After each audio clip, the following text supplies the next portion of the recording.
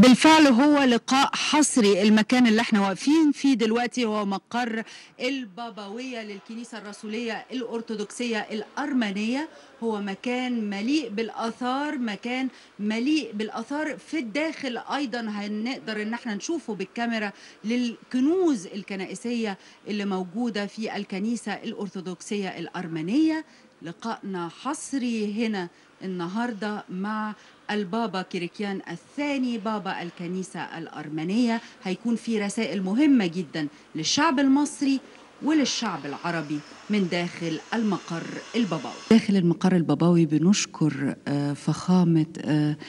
البابا كاريكين الثاني بابا الكنيسة الرسولية الأرمنية اللي استضاف برنامج على الهوى هنا في قلب مقر الكنيسة الأرمنية. بشكر حضرتك على استضافة حضرتك لينا. فخامة البابا بالطبع يشهد الشرق الأوسط أحداث كثيرة لفتت الأنظار إليه، يعني كيف تأثرت الجاليات الأرمنية في ظل هذا الصراع؟ أشوشت مسامر متسابه տեսնել խաղ կյանքը խանգարված միջին արևելքում, որ մեր ժողովրդի զավակունք դարերից ի վեր կայք են հաստատել եւ հոգատար բարիացակամ վերաբերմունքի եւ խնամքի ներքո տեղական իշխանությունների կազմակերպել են իրենց ազգային կյանքը, ունեն իրենց կրթական հաստատությունները, իրենց եկեղեցիները եւ ապրում են իրենց ազգային հոգեվոր կյանքով։ Իրադարձությունները, որոնք տեղ գտան Մերձավոր Արևելքում, բնականաբար խանգարեցին Մերձավոր Արևելքի ողջ ժողովրդի անդորը, խաղաղ կյանքը, բնականոն ընթացքը ստեղծագործական իրենց կյանքի,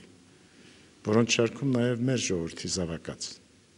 որովհետև մեր ժողովրդի զավակունք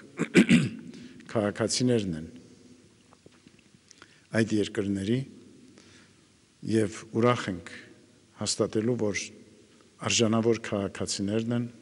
գնահատված քաղաքացիներն են տվյալ երկրների իշխանության կողմից, ինչպես նաև ապրում են եղբայրական հարաբերությունների մեջ արաբ ժողովրդի հետ եւ ինչպես արաբ ժողովրդի, այնպես եւ մեր ժողովրդի զավակած կյանքը գրեց հետևանքները այդ իրադարձությունների խանգարվեցին բնականոն ընթացքը նաեւ մեր ժողովրդի կյանքի հաճախ դադարեցրեցին գործունեությունը դպրոցները, եկեղեցիները եւ ազգային հաստատությունները, բայց մենք փառք ենք տալիս Աստծուն եւ լիահույս ենք, որ խաղաղությունը պիտի վերահաստատվի այդ տարածաշրջանում եւ միջին արևելքի բոլոր ժողովուրդները պիտի ապրեն վերստին խաղաղության մեջ լցված իրենց բարոր բնականոն կյանքին։ Մենք առիթ ունեցել ենք հովվապետական այցով լինելու միջին արևելքի երկրներում, ինչպես Եգիպտոսում, այնպես եւ Սուրիայում։ Եվ մենք տեսել ենք այն համերաշ եղբայրական փոխհարաբերությունները, որոնց մեջ ապրում են արաբ եւ քրիստոնյա համայնքները, արաբ եւ քրիստոնյա ժողովուրդները, ինչպես եւ մեր ազգի զավակունք։ Եվ մենք վստահ ենք, որ այս դժվարությունները պիտի կարողանան հաղթահարել միասնաբար քրիստոնյա եւ արաբ համայնքները եւ պիտի կարողանան շարունակել իրենց եղբայրական գործակցությունը իսեր միջին արևելքի երկրների առաջընթացի եւ զարգացման եւ նրանց ժողովրդների բարոր կյանքի։ المسيحية كما نفهمها وكما يفهمها العالم هو دين محبة وسلام. كيف تعمل الكنائس الشرقية لتحقيق رسالة السماء على الأرض؟ Մեր եկեղեցին կարոզում է Քրիստոսի ավետարանը։ Եվ ինչպես դուք նշեցիք, Քրիստոսի ավետարանը սիրո խաղաղության ավետարան է։ Եվ մեր եկեղեցուց իսահական արարողակարգում նույնպես տիրապետող են այդ երկու գաղափարները՝ սեր եւ խաղաղություն, որ կարոզում ենք ինչպես մեր ժողովրդի զավակներին, այնպես եւ աշխարհի բոլոր ժողովուրդներին, որովհետև մեր ժողովրդի զավակունք պատմության դառն զարգացումների արդյունքում հաճախ հարկադրված են եղել թողնելու իրենց հարազատ երկիրը, իրենց հարազատ օջախը եւ ապաստան գտնելու տարբեր երկրներում, հյուրընկալ երկրներում, արժանանալով այդ ժողովուրդների եղբայրական ընդունելությանը եւ ձևավորելով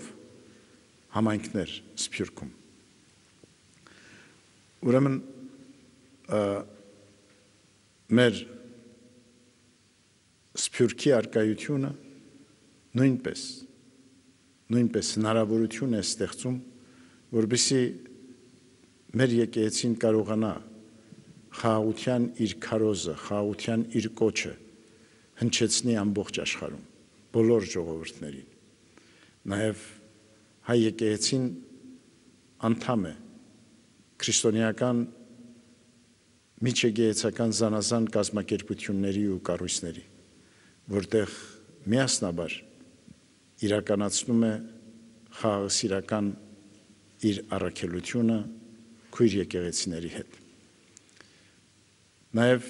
միջկրոնական երկխոսության շրջանակներում նույնպես հայ եկեղեցին հնչեցնում է իր պատգամը, իր հորդորն ու կոչը աշխարհի ժողովուրդներին, որպեսզի ապրեն սիրո եւ խաղաղության մեջ։ Գիտեք, որ մեր տարածաշրջանում նույնպես ունենք հակամարտություններ։ Բնականաբար առաջին հերթին նկատի ունենք Լեռնային Ղարաբաղի հակամարտությունը։ Եվ այս առիթով նույնպես տարածաշրջանի հոգևոր առաջնորդներս բարբերաբար հանդիպում ենք եւ խաղաղասիրական հորդոր ու կոչ ուղղում մեր ազգի զավակներին, որպեսզի խնդիրը, հակամարտությունը լուծման առաջնորդեն խաղաղասիրական ոգով, փոխզիջումային գործընթացներով։ Մենք մեր աղոթներն ենք միշտ առ Աստված բարձրացնում, հայցելով, որ մարդկությունը ապրի խաղաղության մեջ, սիրո եղբայրական փոխհարաբերություններով, եւ հավատում ենք մենք, որ այդ օրհնությունը պիտի հեղվի մարդկության կյանքին, որովհետև խաղաղությունը այլընտրանք չունի։ Պատերազմի դառն հետևանքները ճաշակել են աշխարհի բոլոր ժողովուրդները եւ գիտեն, թե ինչպիսի ցավ, ինչպիսի տառապանք է բերում հակամարտությունը եւ պատերազմը։ Իսկ մեր ժողովուրդ առավել եւս լավակույնս գիտի արժեք խաղաղության, որովհետև վերապրել է նաև 21-րդ դարի առաջին ցեղասպանությունը, որի հետևանքների ծանր բեռը տակավին ծանրացած է մեր ժողովրդի հոգու վրա։ Եվ մենք լիահույս ենք, որ Աստուծո օրհնությամբ եւ բարեսեր, մարդասեր, խաղաղասեր ազգերի ու ժողովուրդների զորակցությամբ պիտի կարողանանք եւ